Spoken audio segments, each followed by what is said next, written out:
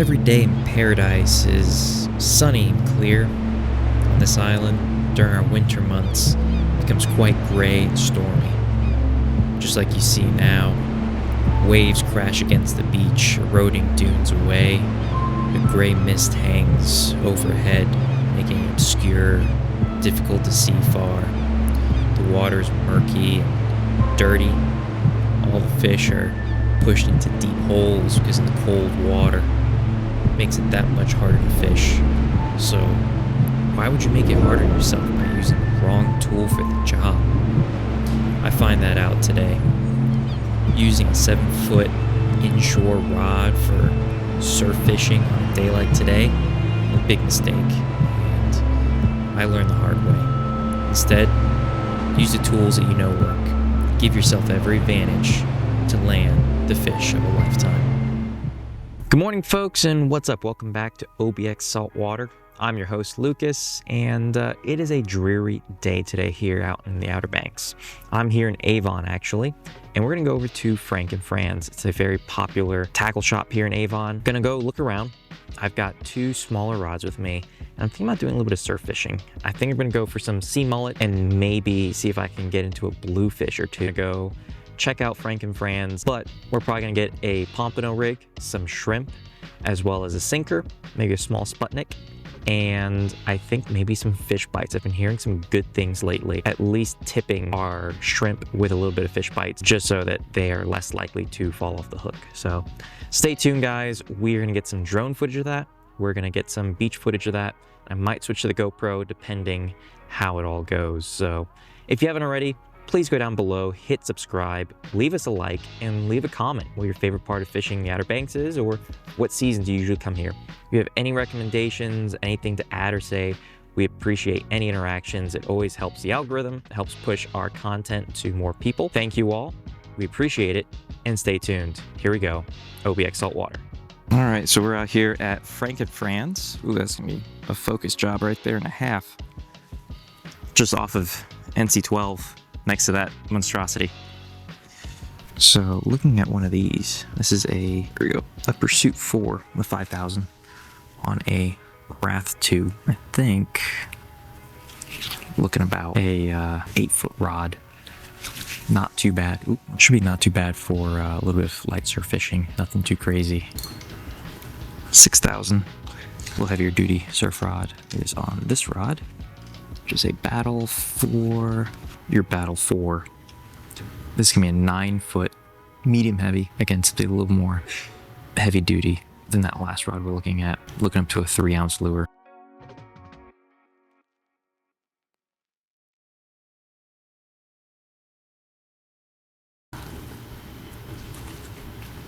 Looking at some rod deals here. Come back here, but they do have some pretty good stuff. I think we're just gonna stick with, we're gonna get some shrimp. I think we might get some fish bites to go with it. I'll get my pompano rig, a fresh one. Sinker, I think a Sputnik. I'm gonna think on the Pursuit 4. So it's a good deal, but I don't need more rods. Keep buying them. So we're gonna go with this guy here. A little bit of good old fashioned half-pound shrimp. Yep, that'll work. All right, guys, so we ended up getting a 2-ounce Sputnik. And here we have our rig, some shrimp, as well as a little bit of fish bites. We're gonna be using these rods right here. I've got the Tsunami rod with a Penn Spin Fisher on it. And then I've got the Tsunami combo as well here. I have a rod holder there, and we're gonna see if we can't catch something. So I'm excited to put everything together in there.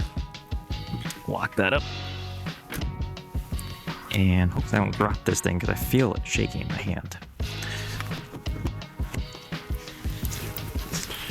Ugh. Into the truck. They were super nice in there.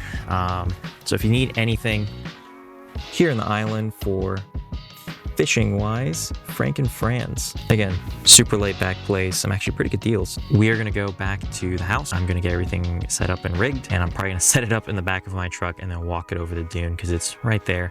we'll get some drone footage. I've got a drone guy that can follow me from the dune going over. Looking forward to hopefully a good bite. All right, guys, we are back, and I'm going to show you a little bit more of what we've got going on here. So, here. In here, we're going to have all of our bait and goodies. Put that in there. So we've got some shrimp here. We've got our fish bites. We've got a rig by Ninja Tackle. This is going to be your pompano style rig. It'll go up to some puppy drum and fluorocarbon on it. It's very nice. Pompano, whiting, puppy drum. Number 2 hooks. So pretty, not that big, but they will get the job done. And then a Sputnik sinker. This is a 2 ounce. I'm going to pair that with this here. It is my Penn Spin Fisher. I believe this is the 6. It's a 4500 series. So it's got 10-pound braid on it with a 7-foot medium heavy rod here. It is a C-Tech by Tsunami. And I've got my sand spike right over there. I'm gonna get these rigged up and see you guys up on the beach. Well, 2 cameras at the same time. All right, folks, so I've got the Canon over here, and I've got the DJI Action 5 Pro over here. So this is gonna be my POV, and this is gonna be kind of on the side of what we're doing here. This will get like kind of nicer shots, and probably actually the B-roll, ironically, the nicer camera. But the DJI is gonna be the main workhorse for today. All right, guys, welcome to the beaches here. We are going to be hunting down, I think, some sea mullet, also known as whiting. It's a small rod for the game, considering the waves are that high. But we've come prepared with some good stuff here. So, fish bites and shrimp, a nice pompano rig, and a Sputnik sinker. Let's get these open and get them set up. If you are enjoying the content, I'd appreciate if you hit subscribe. We are being watched by our eyes in the sky right here. This is the Mavic 4 Pro. So we're gonna get this hooked up here, and we'll see you out in the water. We're gonna cut off this little bit here. Hopefully tie on the next rig pretty easily. So that's attached. As you can see, it is quite rough out there. This is one of the smallest rigs I think I've ever gotten. I really didn't put 2 and 2 together until I opened it. Push that down on there. I am actually kind of sketched out by the way that this thing connects its weight, because honestly I think it's just gonna disappear. I understand the physics behind it, but when the water's going every which way and you're telling me that a hairpin, literally a hairpin, like a hairpin, is gonna keep that on there, I don't have a ton of faith. We're about to find out. All right, just gonna go over here. We're gonna get our Sputnik here. Sputnik should do pretty good considering we are in some relatively rough waves. All right, thread it right through, pull it, and that's it. That's all that's keeping us there. So we're gonna start just a little bit of shrimp right there in the surf, see where that gets us. All right, rig them on 2 different ways. Now we are here to the Penn Spin Fisher 6 with a 4500 reel and a C-Tech medium heavy rod, 7-foot. This should be, again, a little on the underkill side for length. A lot of birds going by right now, so I do have my concerns. Wow.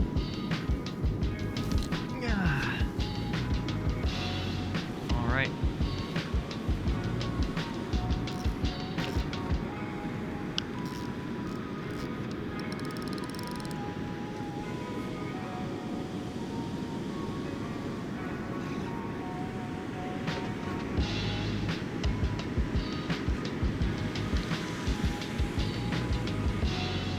Yeah, it's not even holding. You can actually feel the tide and the current when it goes back out, pulling the line, and then when it comes back in, pushing it to the side. So it is a, again, not the rod and reel combo I'd like to use. Honestly, just the rod part. I'll show you, it goes a little bit heavier. You can cast out a little bit further and get over that break. Longer rod, keep that tip out of the water. That tip would be higher up. It would then help the line to stay clear of the break. So that break that you see out there, that is what's dragging your line. As the water comes up and it curls over on it, it will put pressure on it and it can pop your weight if it's buried in somewhere. I am a big fan though of this spin fisher. It's done very well. It is waterproof, it's IPX5 waterproofed, or sealed rather. So at least probably can't submerge it and dunk it, but when you're out here and there's a lot of prey coming up and you're on the boat running it, this kind of keeps everything inside nice and safe, keep the internals lasting a lot longer. Obviously, if you have the money and resources, IPX7, IPX8, that's gonna be even better. You're gonna be looking at something that's sealed. And it's got my boots wet, because that tide kept coming, kept coming, kept coming.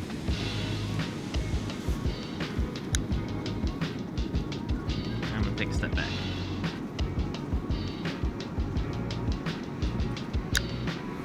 The beaches here are a little bit different than like Frisco. Frisco is more of a drop off. Avon has it too, a little bit further down. It's very steep. But right here, I mean, everything, literally flat as can be, and that water just keeps coming and coming and coming. On Frisco Beach, I would have been fine, maybe a little bit up to the soles of my boots, but this went over the top of my boots. So as you're watching this, it's very rough out. So I've had 2 casts already on our 7-foot. And this is a big reason why you need to have the appropriate rods for what you're doing. Casted them out there, and unfortunately, nothing. First one, because the surf is so rough, we have a lot of breaking waves and a strong current. The Sputnik finally dug in, but when it did, the bottom hook that I have on here, on this top-bottom rig, essentially it's a pompano rig, it actually ended up getting stuck around the Sputnik. So when I went to detach the Sputnik, it had fluorocarbon wrapped around the actual prong, so it couldn't actually break off and like flip down like it's supposed to. So I had to keep pulling and pulling and pulling until I almost broke the rod. Pulled it in, we actually saw our bait, and I realized we also weren't very far into the surf. Unfortunately, when you have a setup like this, it's really good for inshore or from a boat. You can make that work, and even, funny enough, we're right back there, the pier. Pier is a great place for this because you just have to drop it down. So, second one, I had to really give it some and threw it out there, and because it's shrimp just went jump right off. I had 2 pieces, I saw one fly off, and I was like, all right, maybe one of them is still on there. Let it sit for like a minute or so, and I felt a thump, thump, thump, thump, thump. It was the weight going thump, thump, thump, thump, thump down the beach, because it's only a 2-ounce Sputnik, and by the time I'm able to try to set it onto the surf, or into the sand there in the surf, it was already bobbling along. Just pulled it in. I had no bait anyway, so it's been very unsuccessful so far. Thanks for staying tuned so far. We're coming up next.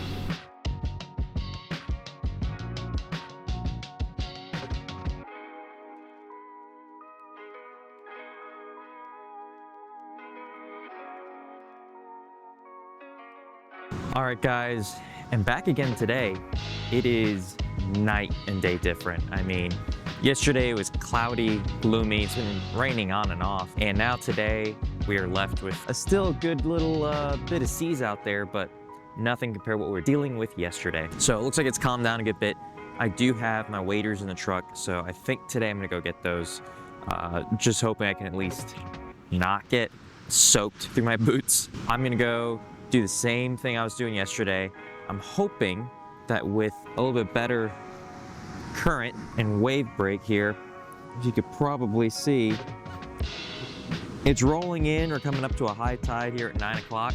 If not, I'll probably either run up to the pier, I'll see how many people are up there, how busy they are, or I'll run back to the house and I will get my surf rod. We actually might be getting a custom surf rod, a couple custom rods. So supposedly, there's a guy in the island who just recently got here that makes fishing rods, custom.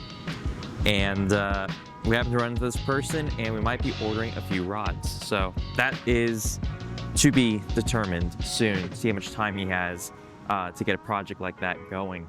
But I'm excited to see what happens, and you'll definitely see them on this channel if we do end up going that route. So Awesome. Thank you guys so much for staying tuned so far. We're about to get back into the fishing action. I hope you like some of the drone shots I got back here. Much better day today. The sun is out. It's just gonna be all around, I think, better fishing. So here we go, back to it. Let's get back to the surf.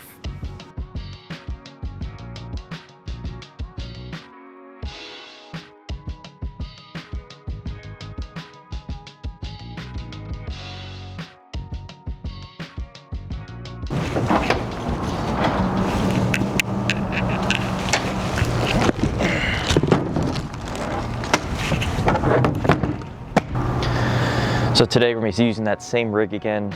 It's going to be that 30-pound fluorocarbon on that Sputnik sinker. It's going to have these little, I think they're size 2 or 2 hooks, I'm not really sure. Number 2 hooks, I'm sorry. And these little beads on them. So we're going to hook that up with a little bit of the shrimp from yesterday, and we're going to get on out there and see what we can catch.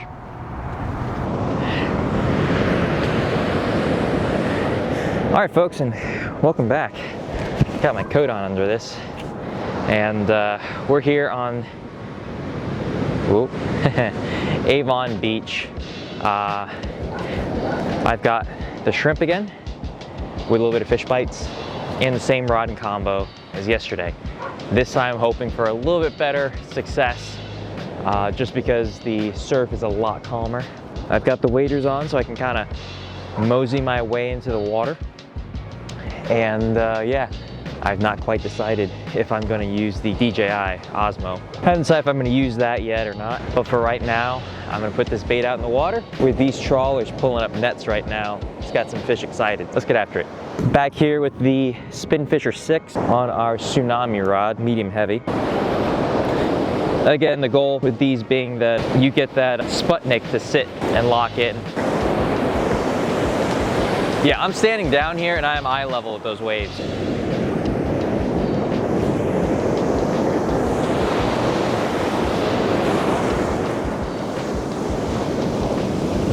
I'm gonna try to drag it on the bottom best I can. Now we are locked in.